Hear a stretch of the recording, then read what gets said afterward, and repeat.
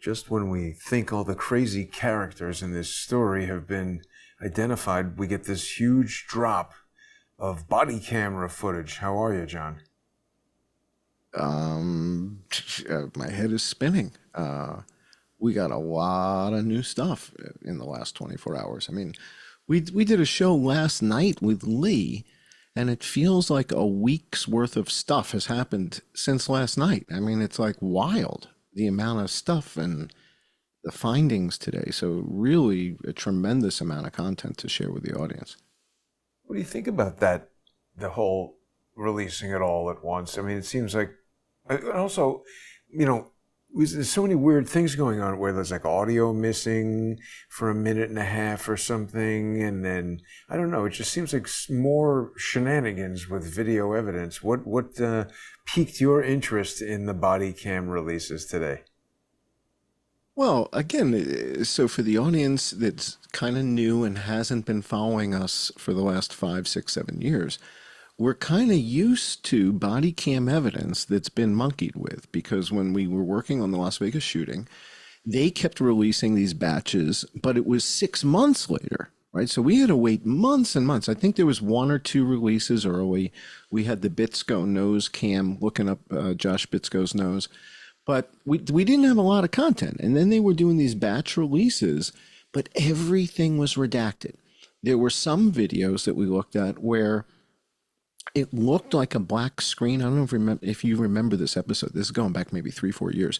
There was an episode we did where there was a release where the whole screen was black, except up on the edge where the overscan corner was, and we could see that they were hiding something. And it's like, guys, you're just not that good at this. You're just not that good at this. It's like they're not using Adobe Premiere.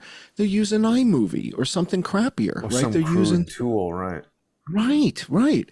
And so when somebody like you with experience comes along, basically, right, and they're doing it chop, right? We've seen the footage, and we'll talk more about that later tonight about how they were out there collecting cell phones from eyewitnesses. So it would need to be a redactomatic. They don't have time to go and this isn't La Femme Nikita. They don't have You're a right. cool It's very manual. They can the, make mistakes. Yeah, and we know from past experience that despite their best efforts to try and hide the truth, we found out about Katie, Laura, and Joanne. And it's like, hey, morons, you were supposed to redact that, you dummies, right? You weren't supposed to let us know that. It's like Bob Malone telling us that Callahan works for the CIA. You're not supposed to leave that part in, guys. You're not supposed to leave in the part that says, hey, you might have another room with a broken window. You were supposed to redact that, you dummies. Same thing I hope is going to happen here. And in fact, so how is this different?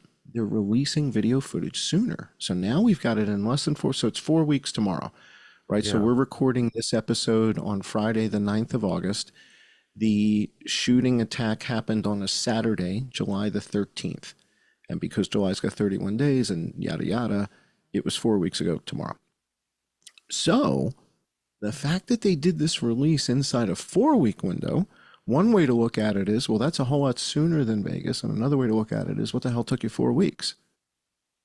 So, it depends on your perspective. I mean, why not just make it public right away? It's a good question. Why does it take 4 weeks? And I mean, I think they decided to take the sound out of it because wait a minute. We have to tell the other part of this as well while we're talking about this, because just, 2 or 3 days ago, had that interview with Doug Mills, and, he told us that his camera, goes on the internet with Wi-Fi, and he's sending all his pictures and everything to the New York Times and all that, and that it was set, he said specifically, that it was set by the atomic clock like an iPhone or your computer or whatever. You don't set the clock on that.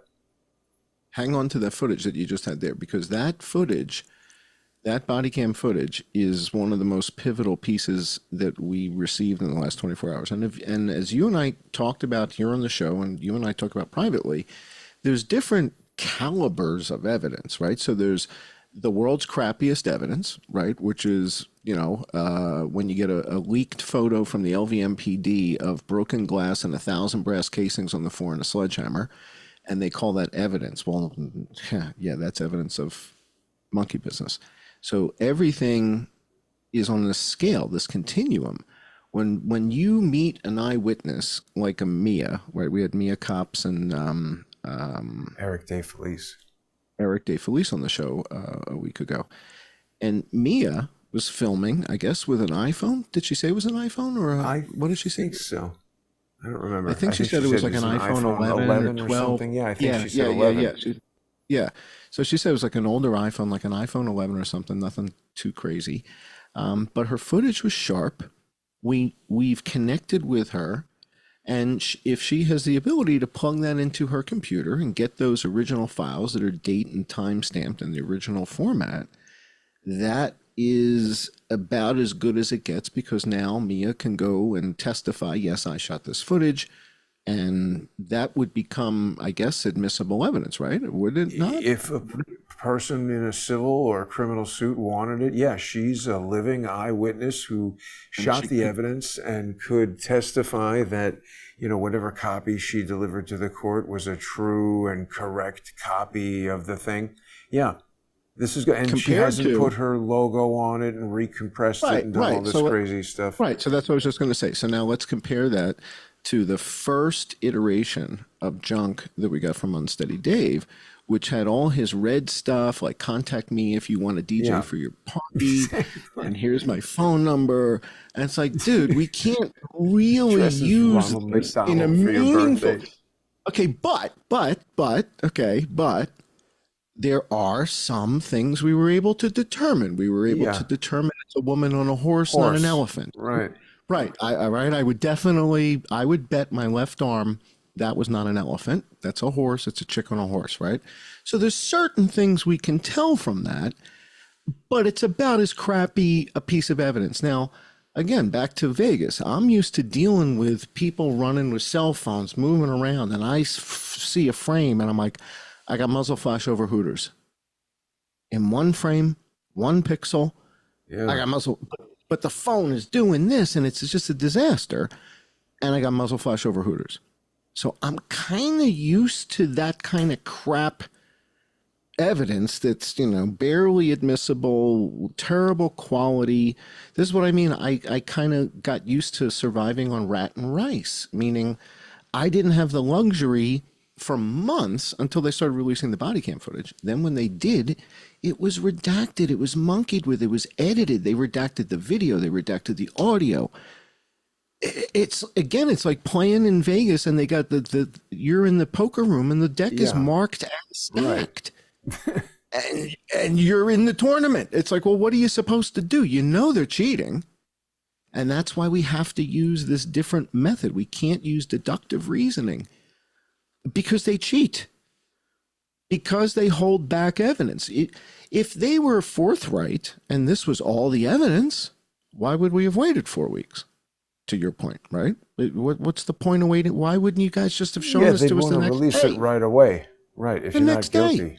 That's a good point. What are we waiting for? All right, so the reason I asked you to hold on to that footage there with the guy driving, dude, they redacted like 8 or 9 minutes of audio. He's driving there. What is the rationale for redacting the road noise? Then he arrives at the scene and it's still redacted. Yeah. Through during gunfire. The shooting, right? That's the important part that they've redacted, because then now we can't marry up this time code to the shooting and other videos and stuff. To me, this is so obvious. Yeah.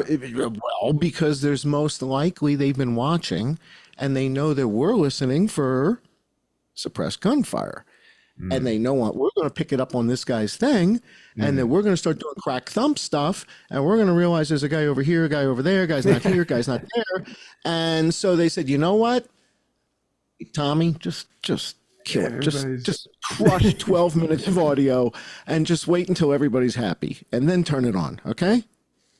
It's so obvious, there's no audio. Right? Yeah, I mean, how is there no audio for 10 minutes in the video? It's like, when did you guys decide to turn it on? When it's over?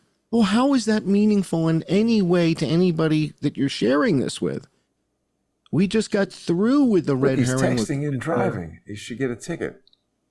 Exactly. Maybe he's ordering something from Amazon. Yeah.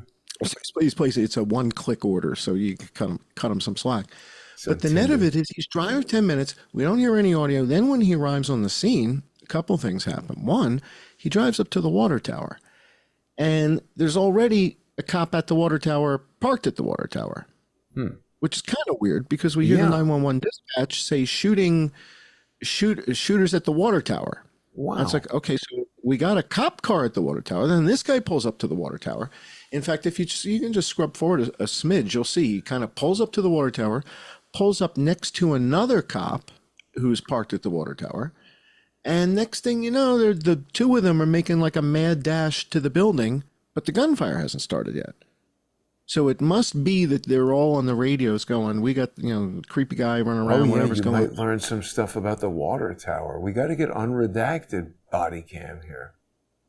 See, this should just be public live streaming while the cops are doing whatever they're doing. They shouldn't have the opportunity to doctor this footage. That's not the purpose of it. This is supposed to keep them honest, not And they deceive clearly us. have.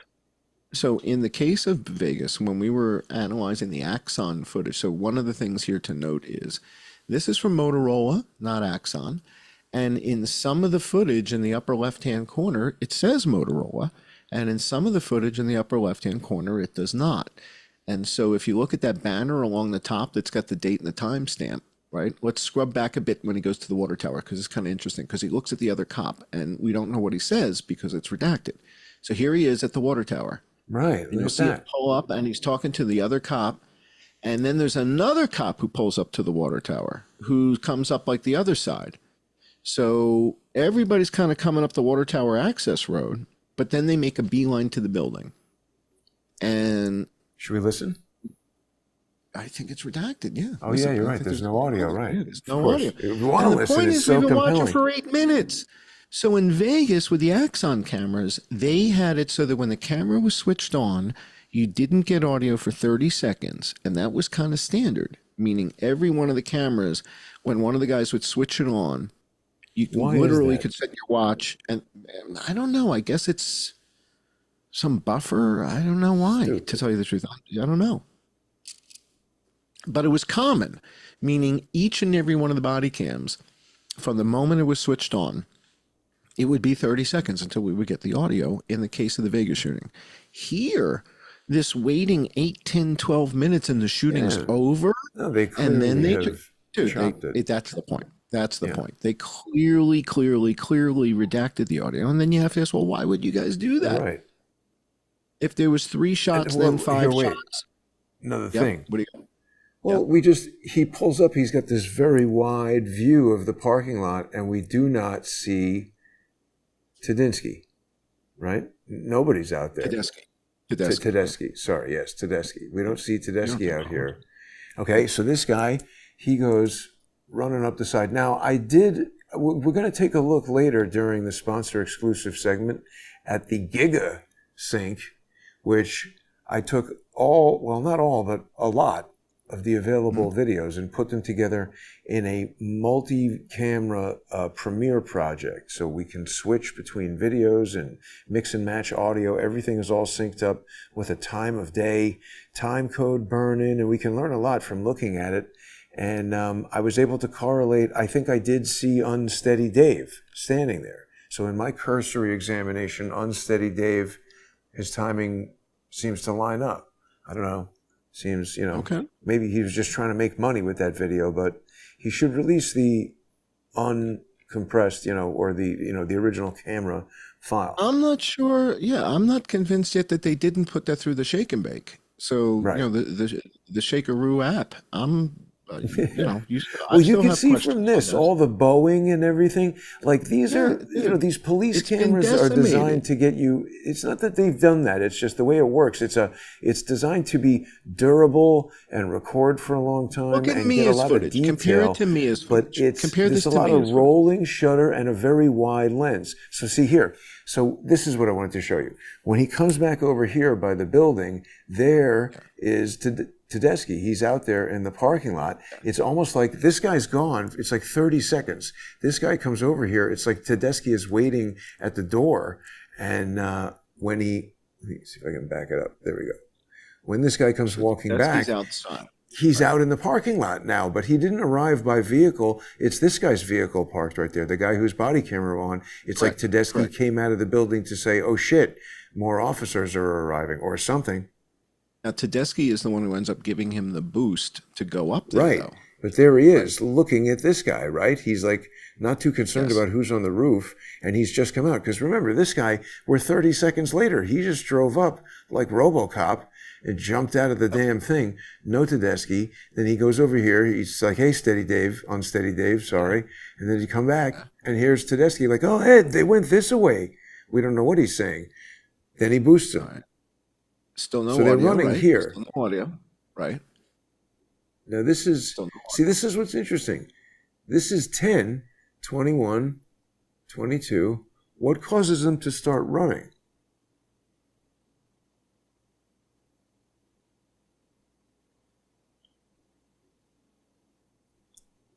So this is, why did he just start running there? There's Tedeschi. Boosts him up. Now, I'm going to surmise from this, earlier, I said that the guy who cut his hand is the shooter. Well, obviously, this guy's not the shooter, and it does appear that he cuts his hand. I think this is one of those scenarios where more than one person is cut. I think this guy may have cut his hand, but I think somebody else is cut worse than this guy. That's my opinion, and it's because we see photos, in the body cam footage from the rooftop, one of the operators in the black BDUs has blood all over their thigh. Oh, yeah? Like, they're covered in blood, yeah. And we still have yet to see the second Secret Service agent that Catherine, what's her name? The head of Secret Service testified. Here's 33. Here's where the gunshots are happening. So this is 6/11/33 right here. And so this, yeah, that's 32.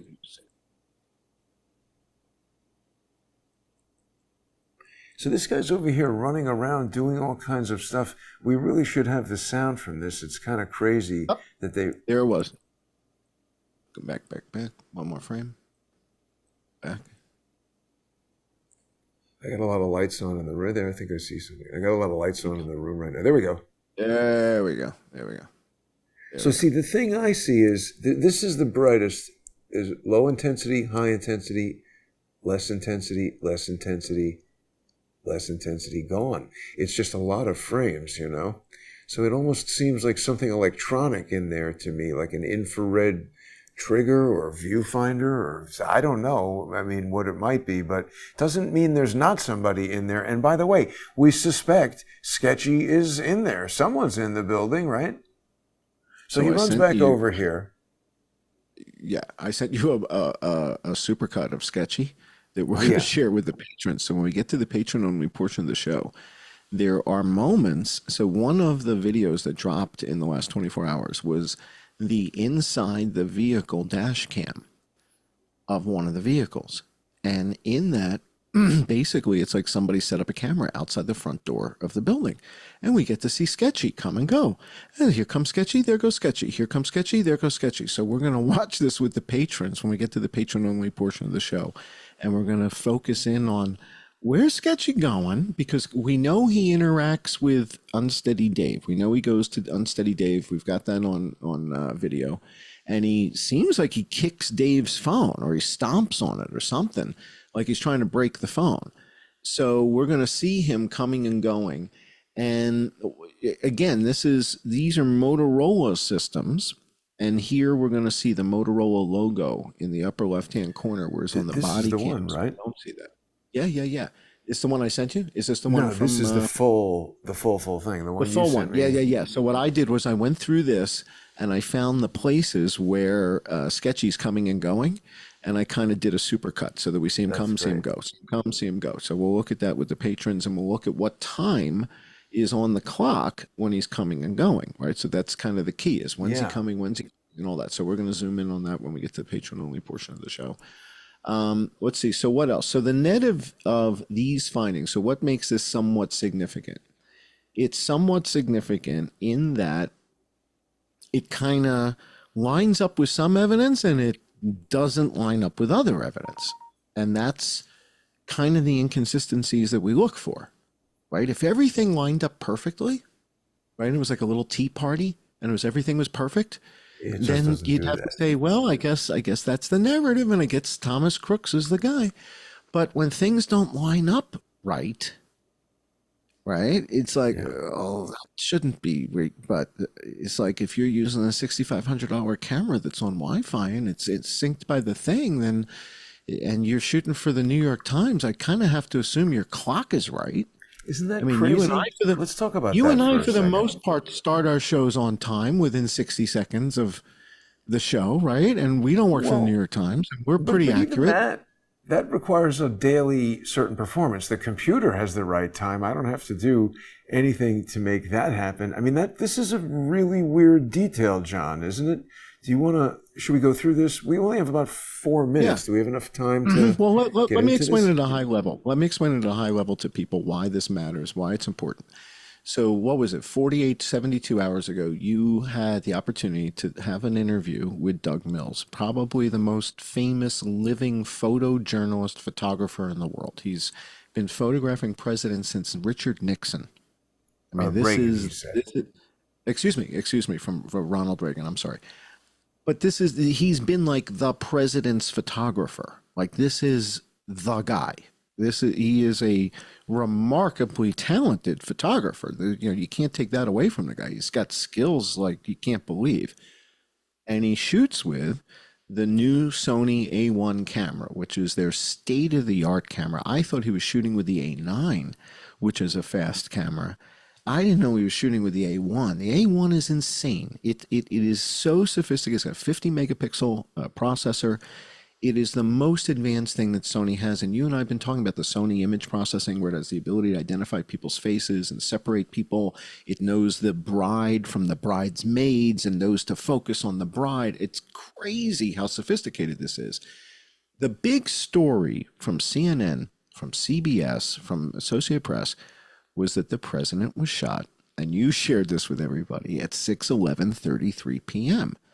And when you had Doug on the show and you're interviewing him, he goes into Lightroom and he's showing you his light box. And I'm flabbergasted that he's showing all these raw images. I can't, but it's like when you got Dershowitz to say, oh, they'll just stick the, it's like, I couldn't believe it. It's like, you got him to shoot a raw light table? How the hell did you get him to do this? And he's sorting through all the images and he goes, well, here you go. Here's the one. But it wasn't at 6:11:33. Well, that's kind of weird if you're using the world's most sophisticated Wi-Fi enabled camera that's for the New York Times and everything is synced up automatically without having to even lift a finger. He's like a minute off. He's at 6:10:33 and Trump is already underneath the Secret Service agents. It's really bizarre, isn't it? Well, it's really bizarre to the point that it motivated you to figure out, why did CNN, why did CBS say it was at 6:11:33? Was it in fact? And so when we get to the patron-only portion of the show, you guys are going to see something that Jason did as a project to figure out what's real and what's not. And what Jason did, I'll just kind of give everybody kind of the high-level summary. Jason took the broadcast from RSBN and applied a time code to it so that we now had a reference very similar to what I was doing in Vegas, trying to figure out, well, what time did that happen? And if we can sync that up with the body cams, then now we'll know what's happening. Well, Jason did that with the RSBN broadcast, put a time code on it. And when we get to the patron-only portion of the show, you guys are going to find out exactly what time it was when we first hear gunshots. And we'll save that for the patrons. Yep. Thanks for tuning in, everybody. We'll be right back. That sketchy thing? Yeah. The sketchy thing, right. Yes. Let's watch that first. We got your Giga cut. We got your Giga cut, the sketchy cut. We got a lot of stuff. Yeah, we'll do that. we're just going to go right over to the sponsor exclusive because we're out of time here. It's perfect timing to head on over. So if people want to join us, please check it out on subscribestar.com/IamJohnCullen, patreon.com/IamJohnCullen, odyssey.com/@crowdsourcethetruth, or any of the other Crowdsource the Truth channels. I need a minute anyway to get this all reset. So join us in 5 minutes over there, everybody.